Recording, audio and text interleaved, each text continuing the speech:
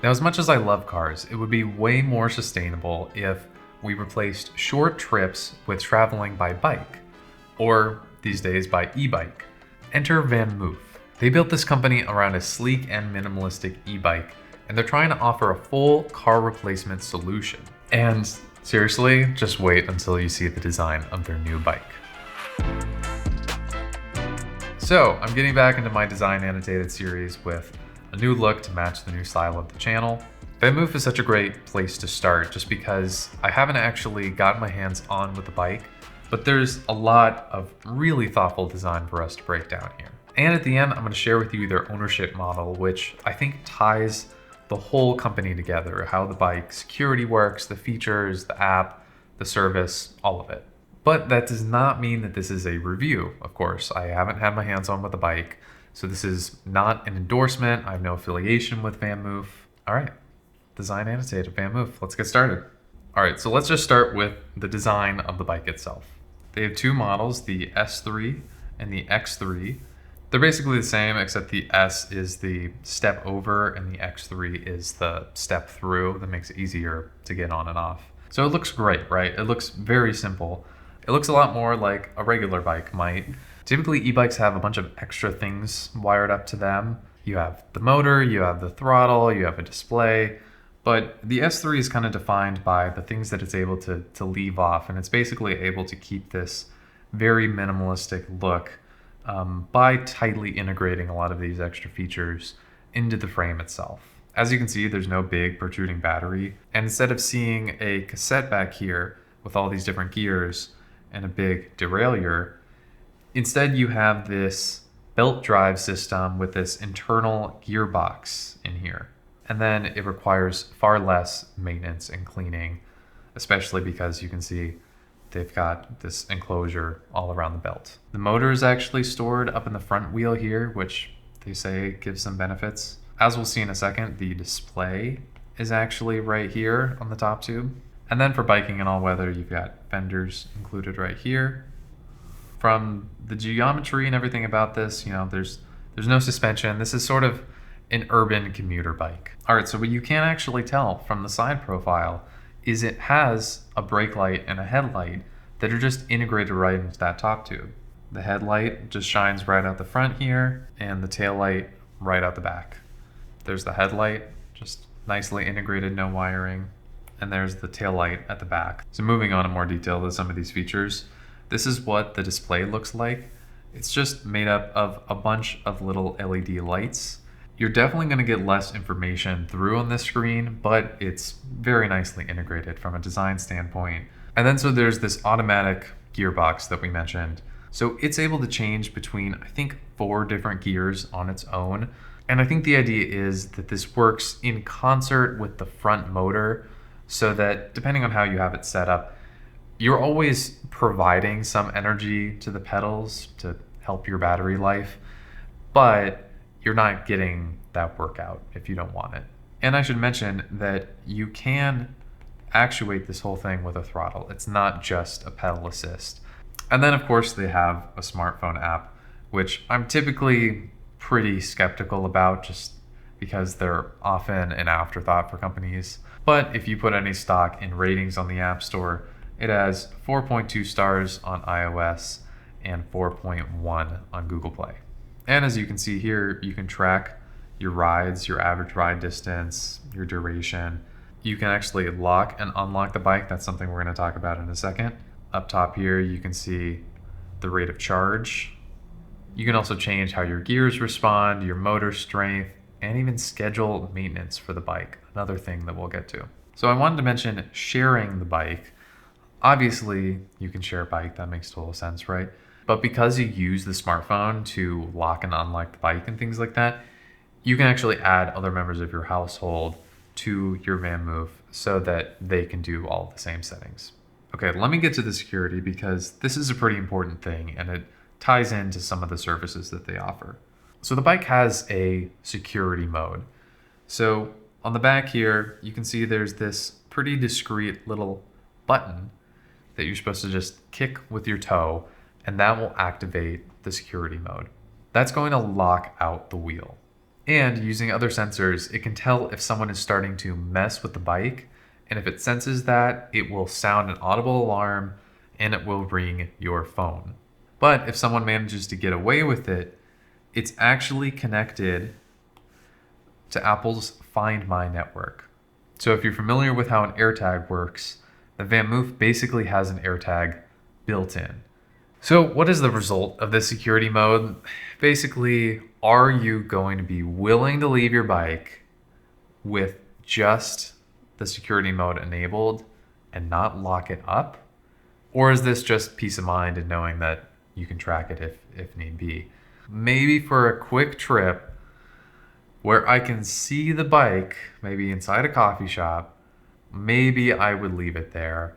And then the Find My system is just in case. But no, I mean, if I was leaving it in my garage or something, I would still lock it up. But you could learn to trust the system. So there are some interesting implementations of the accessories that you can purchase with the VanMoof. A very cool one is this battery extender. It just fits right here in the frame. You can see right down here, there's a lock on it, and then it just plugs straight into the top tube. So depending on how aggressively you're using the motor, your normal range will vary between, it says 37 to 93 miles. If you add the battery extender, this adds about 30 to 60 more miles. So it adds like 75% more battery life. And then this is a commuter bike, so naturally you're gonna want to put racks on it. But by designing their own, VanMoof could do something cool with the racks. So as you can see from this front cargo rack, they have relocated the light or just added another headlight at the front. Yeah, because think that the headlight that's integrated into this top tube would just be covered up by the rack. So my assumption is that the bike is smart enough that when you plug in this rack, it's going to deactivate the normal headlight and use the one on the rack. And just a quick note to show you what the packaging looks like. You can see they're kind of making an allusion to that dot matrix motif that they have for the display on the top tube. But so they do have a network of stores all around the world. They're a little bit more of a European company just because European cities are so much better designed for bike commuting. And independent bike shops are great. I try to support my local bike shop as much as I can. And VanMoof is certifying local bike shops for servicing their bikes. But for a company like this, where everything is so integrated and they're trying to make the experience so frictionless, it makes perfect sense for them to have their own showrooms and service centers.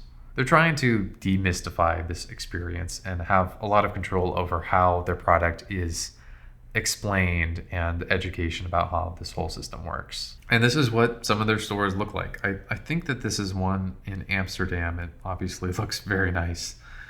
And they do test rides there. You know, you can talk to someone who's knowledgeable about the product. All right, so let's talk about this ownership model because you'll see exactly how this brings everything together. So you can purchase the bike outright. So the bike costs $2,300 US. Maybe that sounds like a lot, but for e-bikes, it's actually not. But what's interesting is that they offer a bundle with financing. So for $83 a month, for 36 months, you can get the bike bundled with their theft and maintenance plans. And at the end of that 36 months, you own the bike. So let's talk about what you get for these two plans. So here's what they say about the theft plan. If your bike goes missing, just report it as stolen in the VanMoof app. The bike hunters will immediately get to work and recover your bike within 2 weeks. If they can't, we'll replace your bike with one of the same or better age and condition. So this sounds like insurance, right? If your bike is stolen, we will replace it. And it is basically insurance. But I think it's pretty funny that they have bike hunters. I mean, the VanMoof bike hunters are basically like a private police force. I mean, obviously they have no powers that the police do, but that's a tiny bit dystopian. I've had a bike stolen, and let me just tell you, the LAPD did not care. But so keep in mind that if your bike is stolen, there's a good chance that your renter's insurance or your homeowner's insurance might cover it. But remember, that's insurance, and by doing a claim, you have to pay a deductible, and it could raise your premium when you go to renew.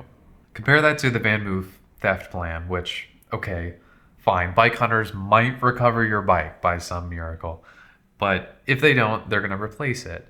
Well, there's no cost for that replacement, and if you look at the fine print, they'll actually do this 3 times a year. So if you're super unlucky, you could technically go through 9 bikes with this plan.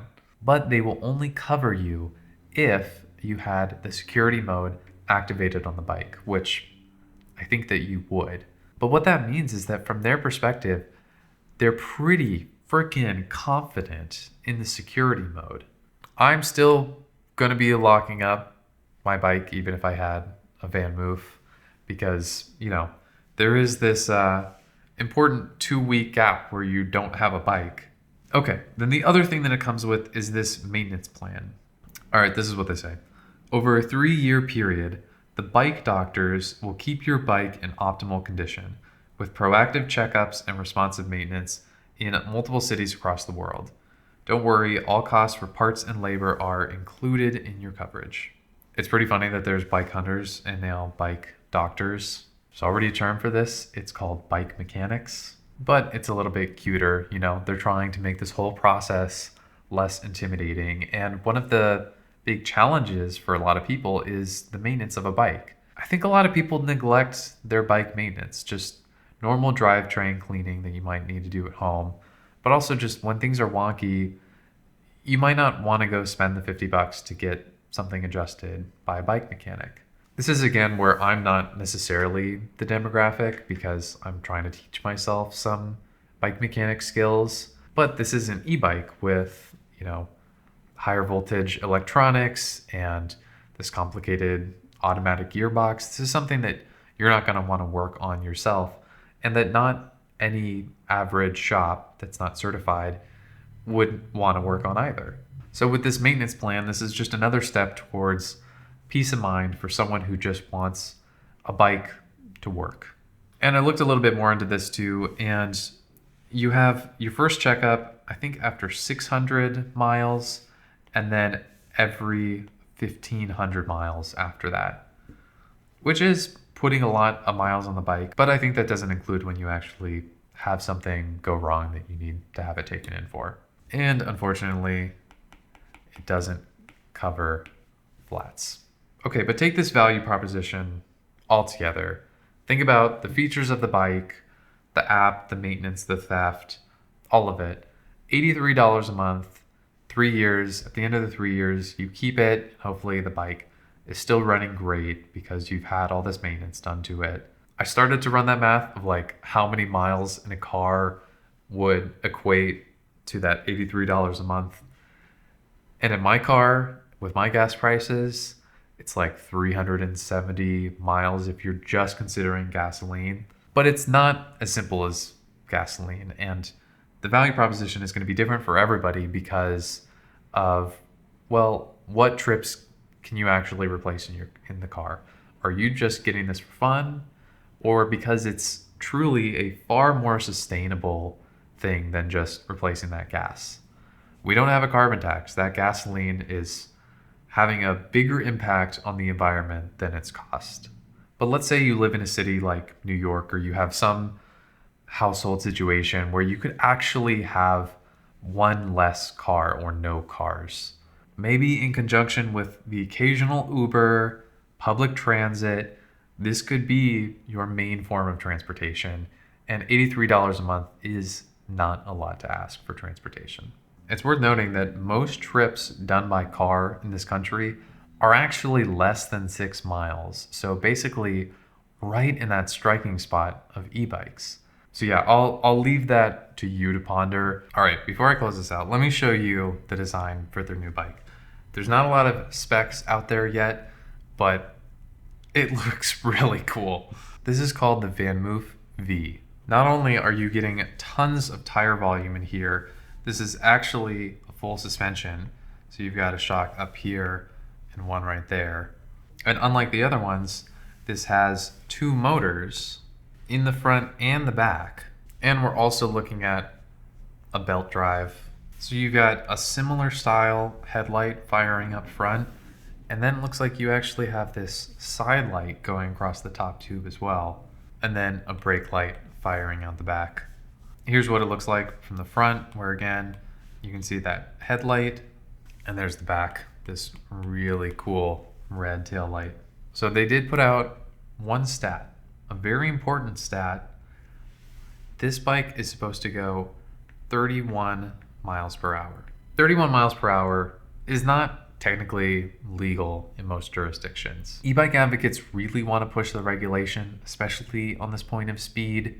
And just in case you're curious, this is supposed to come in at $3,600. So I think that VanMoof is admirable. They managed to put together this really end-to-end experience for people that are just trying to get into bikes for the first time. But the biggest deterrent to people actually biking instead of taking a car is still going to be infrastructure. Cities like Paris, Milan, Amsterdam have seen just how powerful bikes can replace cars in a city center like that. We're still decades behind, but fortunately, I can't overstate how popular e-bikes have become over the pandemic. And maybe we're just solving that chicken and the egg problem where I think a lot of people have felt how dangerous our current infrastructure is to share the road with cars, but have seen the potential of bikes to actually replace their cars, get some exercise, get fresh air, and get out of that bumper-to-bumper traffic. So as our cities hopefully become more bike-friendly, I think that VanMoof could play a really important role in being that entryway into the biking world and have just beautiful design. I haven't used all the adjectives, but this thing is obviously gorgeous. And if you want me to actually try to validate these claims, I can request a review unit. I wasn't planning on reviewing bikes on this channel, but if you think that would be a good addendum to this video, then just let me know. You can check out my previous videos in this series, like my coverage of the Rivian electric truck or the Floyd Furniture Company, and let me know in the comments what you might want to see me break down next. My name is Jackson Casimiro. I make videos about design, and if you enjoyed this video, giving me a like is literally as good as giving me a donation, and subscribing is even better.